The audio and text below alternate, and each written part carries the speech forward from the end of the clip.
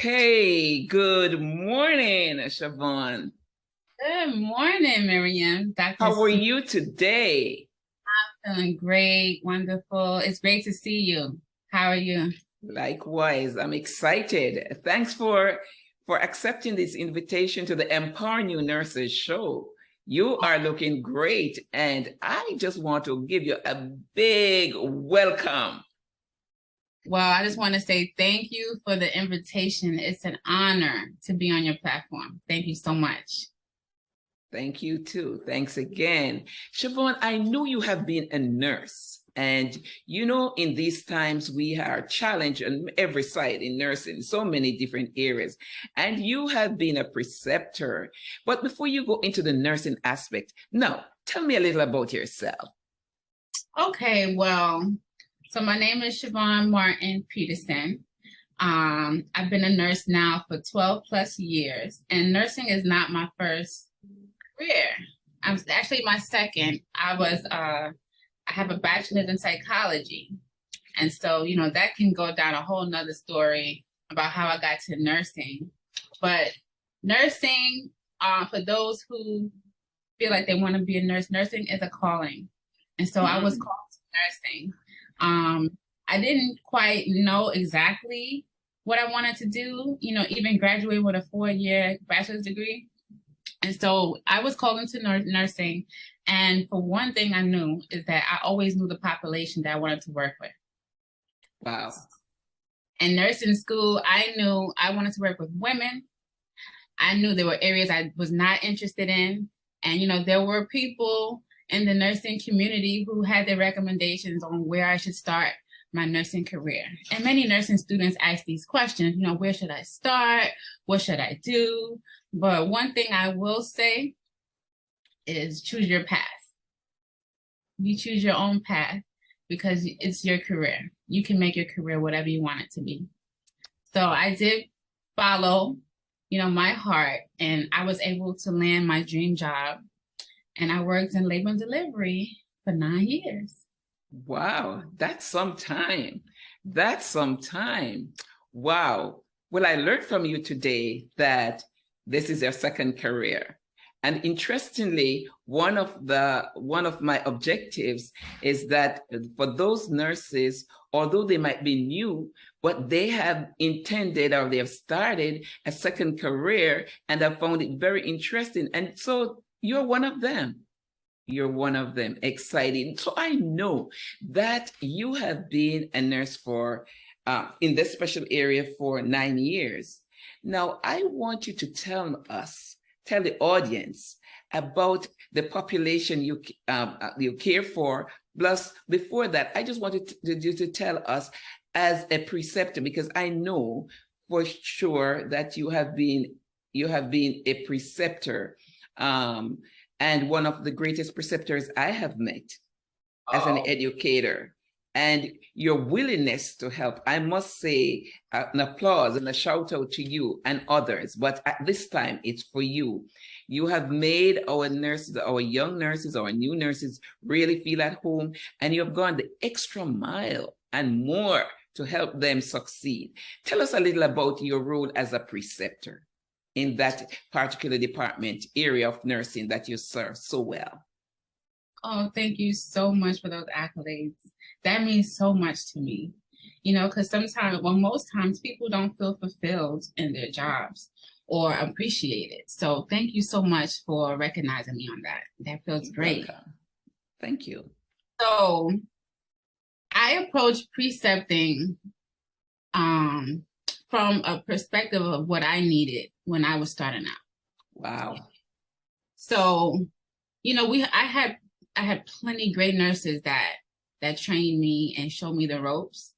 And when you're in those shoes, you know what you need and what you're not getting, and where you have to, put your big girl panties on and figure it out. And so I approached precepting that way as what was the information that could have been conveyed across to the new orientee or the new nurse, especially when there are different learning styles. Right. So Mhm. You know, precepting, you're approaching it like a teacher, you know, just applying the skills at the bedside. Right. So, and you know, I was precepting before taking a preceptor class. I did end up taking a class because I felt like, you know, I was good at what I did, but I just like to perform at the best level. I could say the highest level. So I did seek a course, and which showed me what I was doing and how I can improve. Right. Mhm. Right. So I approached it from what I needed. I took, you know, as the new nurse, I took a piece of every nurse that trained me and put it together to create myself. And so the training that I received, I was just so willing to give it, you know, because a lot of times when you work, you may see your coworkers who, you know, everyone has weaknesses, you know, so do I. Sure. Of You course. know? Yeah.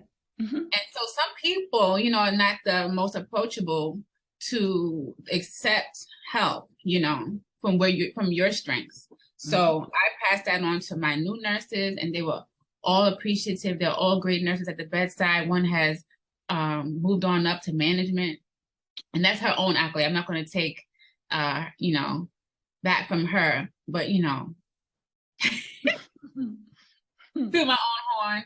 But I enjoyed precepting. I really did. And a lot of people told me I should go into education.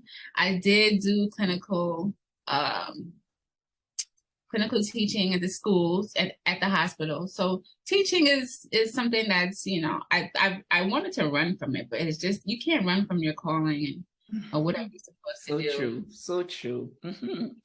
Oh, thanks. That's really a mouthful there.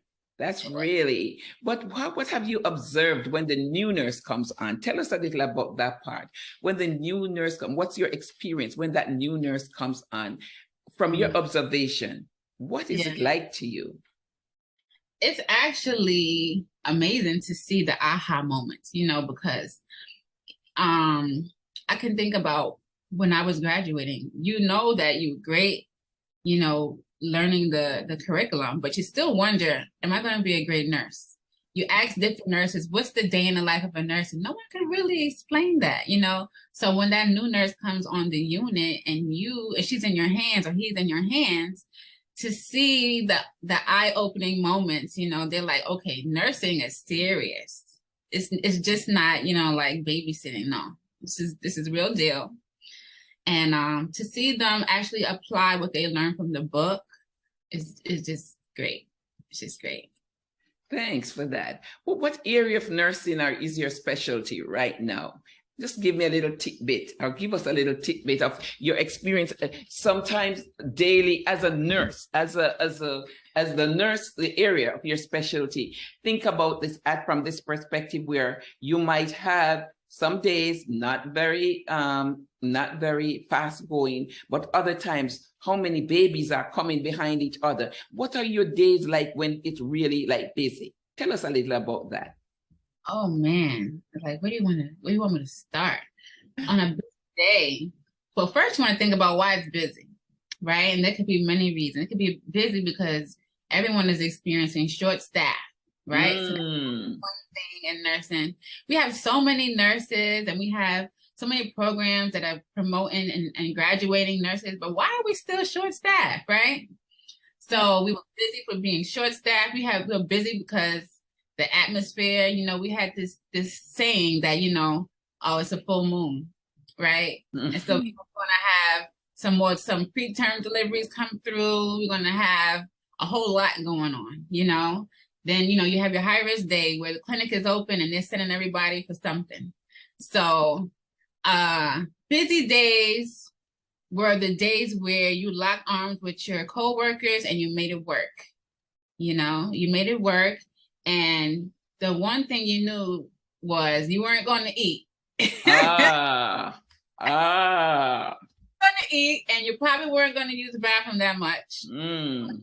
We're there to serve. We were there to serve, and just to bring these happy babies into the world.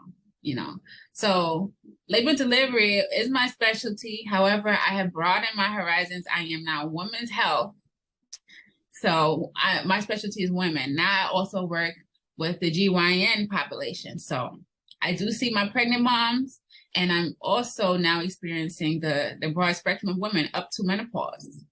So yeah. Wow. Awesome. Awesome. That's truly interesting. Wow. So you were saying, what is it like when you have a delivery? What is it? What have you observed with the mom or the dads or the significant other? What is it like from your experience? Tell us about a little about the pushing and a little about that. And then after that, I'll let you talk. You are the expertise right there. Wow. To sum that up in a few words, it can't be. But, you know, I've seen it all. Literally, in my 9 years, I've experienced everything in nursing and in labor and delivery. The one most prized moment is when they don't know the sex of the baby.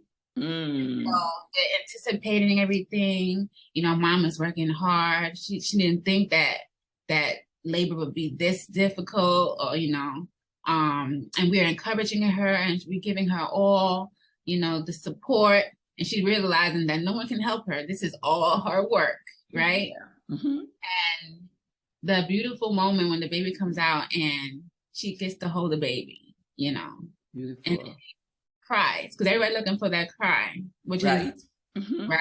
That's the most important thing in that room. Everyone's quiet until we hear, our reassuring sounds of the baby. So to be at that moment in different families' lives, those vulnerable moments was so honoring.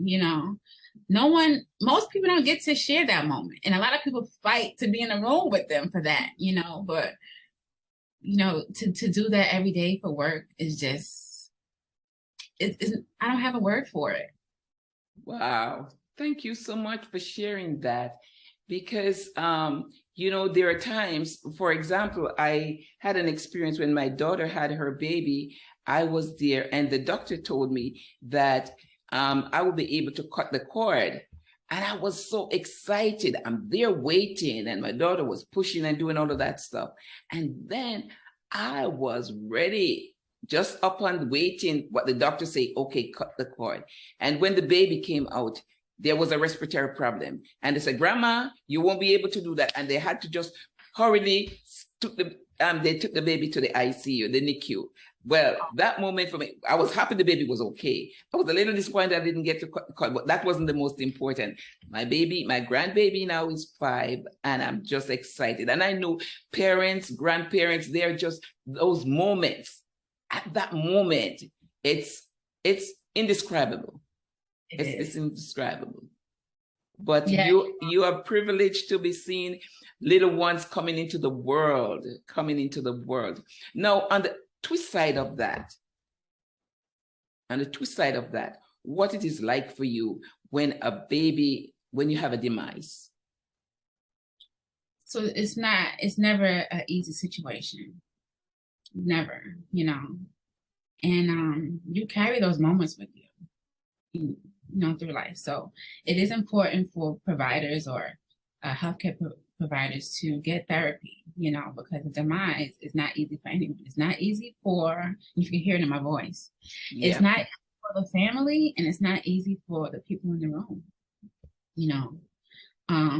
so I know. One thing that I can share, yes, is when I was applying to work in labor and delivery, I was doing a summer externship. And at the end of the program, at the end of the summer, the manager, she asked me, so what do you think? You coming back? I said, absolutely. And I said, I didn't think about those sad moments. I only thought about those happy moments, but I'm still in it, Great. Those sad moments are the moments where people don't realize that that's what it is in labor and delivery. There are other nurses in different areas who may feel a little more,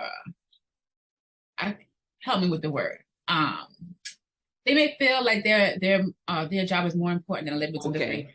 Right? Mm-hmm. And so they may say, oh, you guys just play with babies all day. Absolutely false.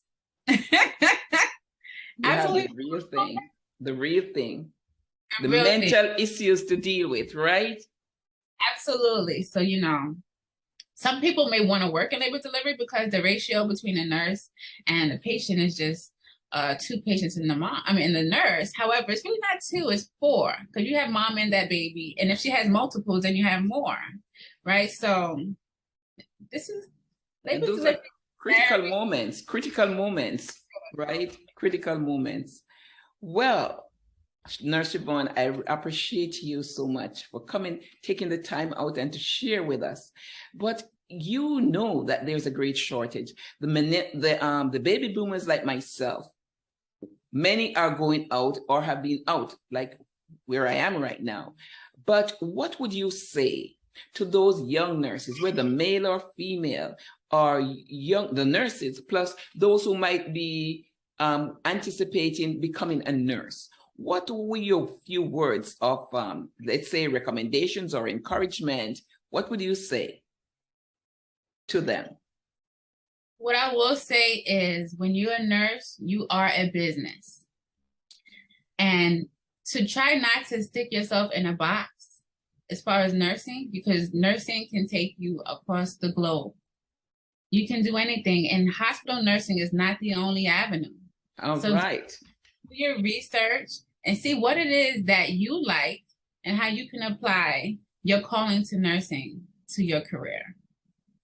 Thank you so much. In addition to all of that, I know you are a wellness person and you have a business or something going that you would want to tell the world, because you're an extraordinary nurse and you are an extraordinary advocate for health.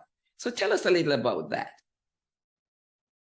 I will say that the pandemic changed a lot for the world, and the pandemic changed a lot for me in my career.